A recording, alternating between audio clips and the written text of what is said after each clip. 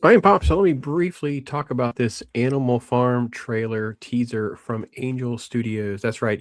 Andy Serkis, famous for being a great motion capture actor and performer, as well as some other stuff that you would know him from, would be some of the Marvel stuff where he played Claw.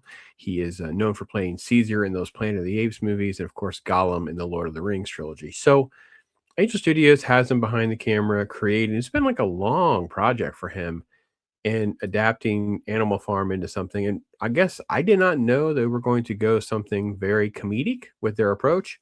And I will say that people have not responded well to that at all.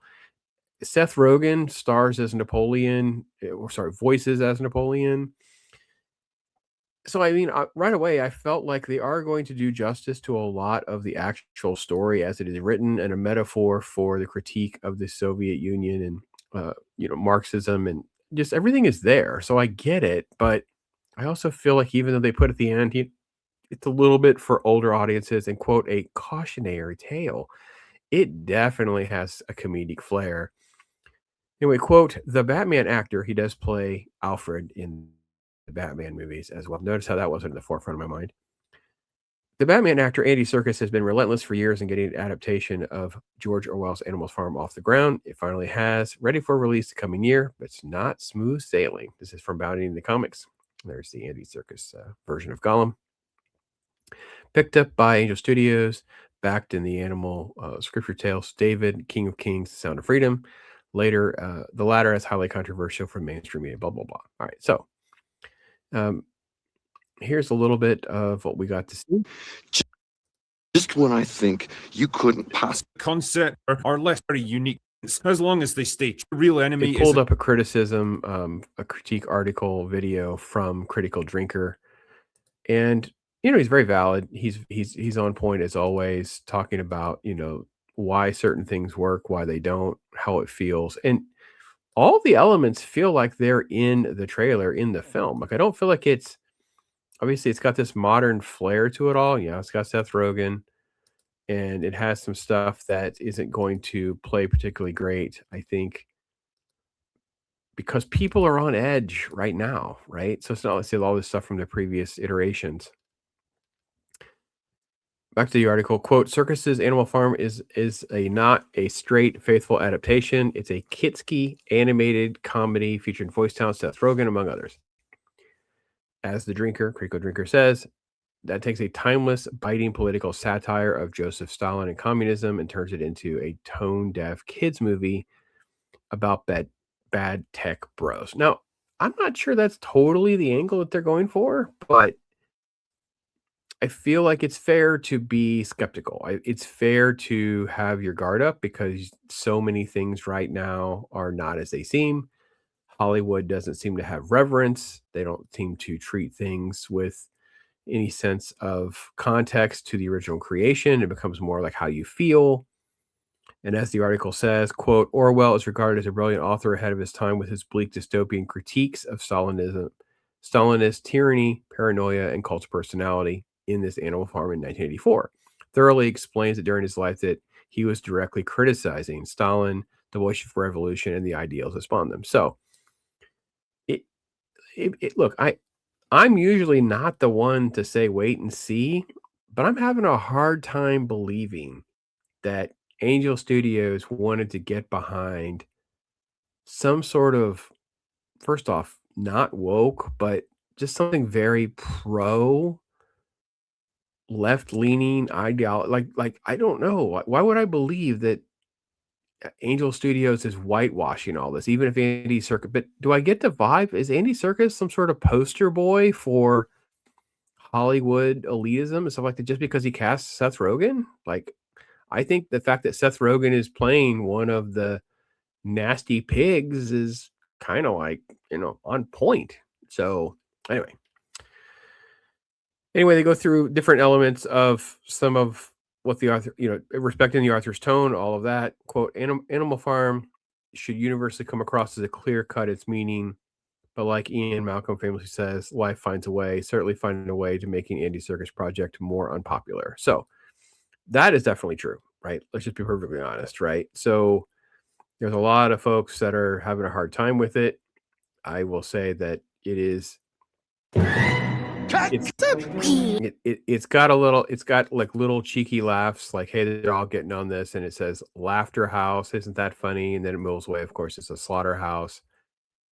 And then, of course, they're all there about, how they're going to rise up and take control of the farm. And then they set up their rules, which you saw earlier, this image that's coming here. See if I got that pulled up right. About not wearing clothes and all animals are equal. And basically it's communism, right? Socialism, communism. It's one's leading into the other.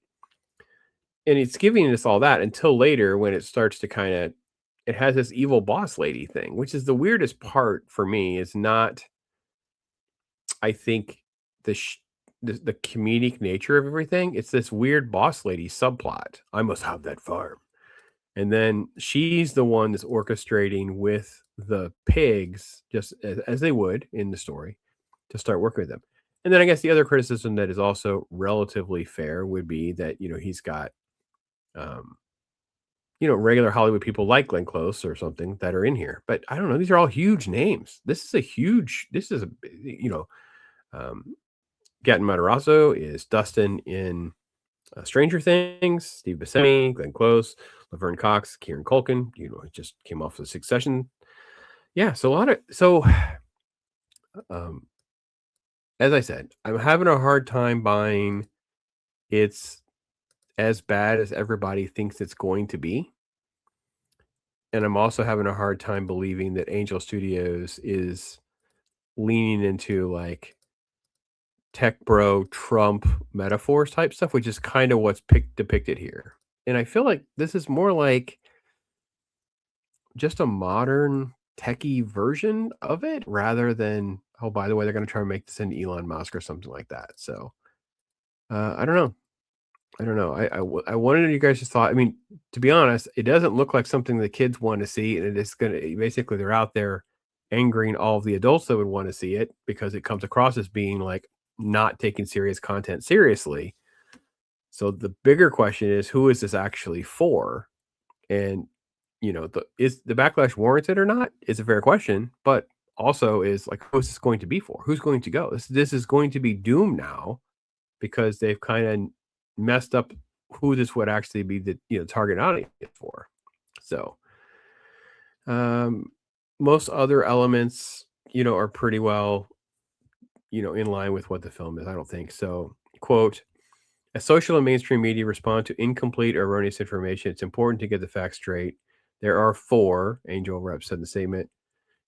Angel is the distributor of the film, not the producer. It's not creative control. The Angel Guild members viewed the film and voted to heavily support it. So this is interesting because this could actually be more of something else. So it says, while the title is the same as the classic book, updates are made to make it relevant to a broad-based, value-centric, family-friendly audience. This is an anti-communist film, and the Angel Guild will ensure that it stands by its principles as members. So, yeah, this is a little different than what we might have anticipated. The adaptation is not just a story for entertainment; it's a reminder for democracy, freedom, and integrity are fragile, must be watched over. My hope is the audience will walk away moved, thoughtful, and inspired, and stand up for values that matter. I'm honored the Angel and the Angel Guild are willing to bring this film to big screens around the world. So that's very interesting as well, because that does imply that the other folks weren't going to make the film, right? So this does say, he's been trying to get this done for a very long time. They don't want to distribute it. The Angel Guild steps up and goes, listen, this is an anti-communism movie. We feel that. We'll back it.